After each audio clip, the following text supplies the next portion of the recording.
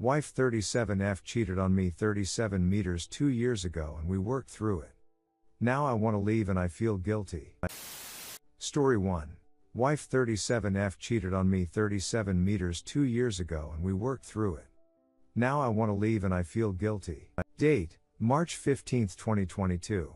Just over 2 years ago my wife cheated on me with a co-worker at her work's Christmas party out of town. She told me immediately the morning after. To say I was devastated would be an understatement. This happened pretty much immediately prior to our country going into lockdown, so we were stuck together. I was in a bit of a daze at the time and just kind of went through the motions. I was angry and miserable, but also wanted to understand why she would do it. Hence it made sense to work through it at the time, seeing as we were seemingly stuck together. To her credit though, she did everything possible to make it right. She quit her job, cut off all contact with the co-worker, offered to go to therapy counseling, and even admitted to what she did publicly. I never asked her to do this, and her mother and sister are very close to her and were appalled. She became much more loving and considerate and even offered to let me sleep with someone else. I was actually upset with this suggestion, but she was only saying it out of desperation. Fast forward to now, 2 years later, and by all accounts things feel like they're back to normal again. At least for her. She's no longer moping around the house, stepping on eggshells in conversation, breaking down when anything regarding cheating happens. She started crying while we were watching a soap where a wife cheats on her husband. Unfortunately, I feel like this return to normalcy has reopened the wound. I think about that night more these days than I did during the previous 2 years. I don't know why, but I think that society returning to a bit of a pre-2020 state has made me feel like I've gone back in time to that evening.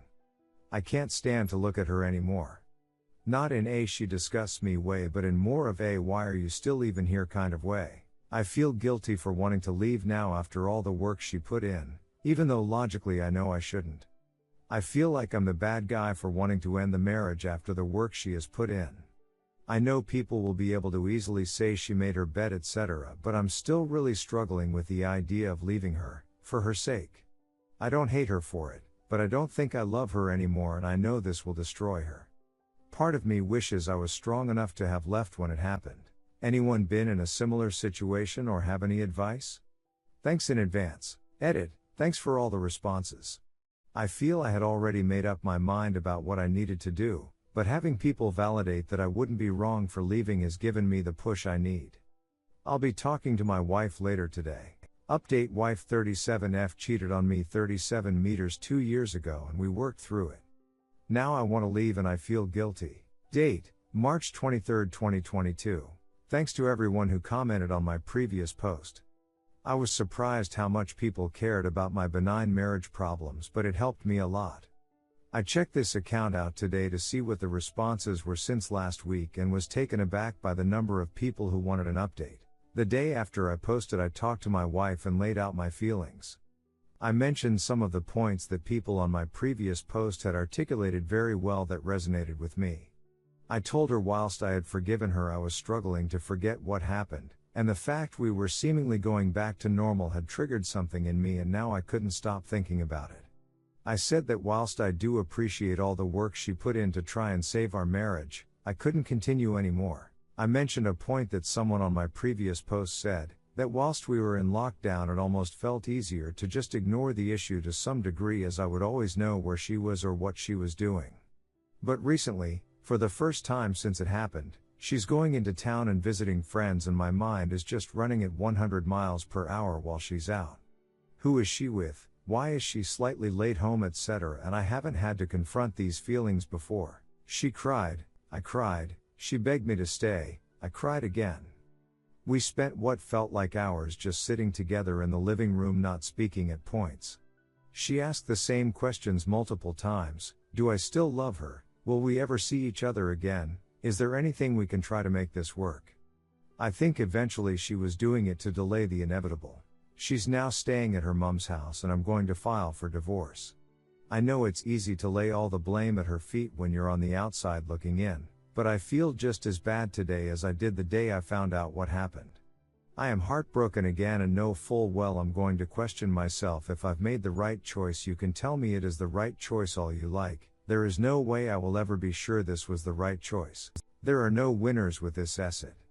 Everyone is miserable, everything sucks, and I'm here reliving the most painful experience of my life for the benefit of a bunch of internet strangers who probably only want to read about the drama, and have no reason to care about me personally. I don't mean to come across as bitter. I had lots of genuinely supportive comments on my previous post. I'm just really struggling right now. I won't be using this account or responding here again after this post. Thanks to everyone who commented on my previous post. TLDR, wife cheated 2 years ago, originally worked through it, but now I've decided to end the marriage. Everybody loses. Redditors' reactions. Redditor 1, went through a very similar thing. My ex cheated on me and I stayed for 2.5 years. We even lived together for 2 years. There was points where I feel like I was starting to heal. But deep down the feeling of betrayal never went away and full trust never came back. It's really hard to try so hard for both parties to make it work and then leave, but at the end of the day, months out, I'm a lot happier not having to constantly worry that I could get cheated on again. I trust people until they give me a reason not to trust them. I'm with a guy I completely trust now. And now I know that infidelity is something I can never work through in a relationship. If it ever happens again, I have to leave. Redditor 2, everybody loses. That's what happens when someone cheats. Everyone is a loser. Hopefully Oop finds happiness in the future. Redditor 3, breaking trust in a relationship is like crumpling up a sheet of paper. No matter what you do, you can never smooth it out again. You either learn to live with the creases and wrinkles or you move on. Redditor 4, reading this reminds me of something I read on Reddit a couple years ago. You can do everything right and still lose.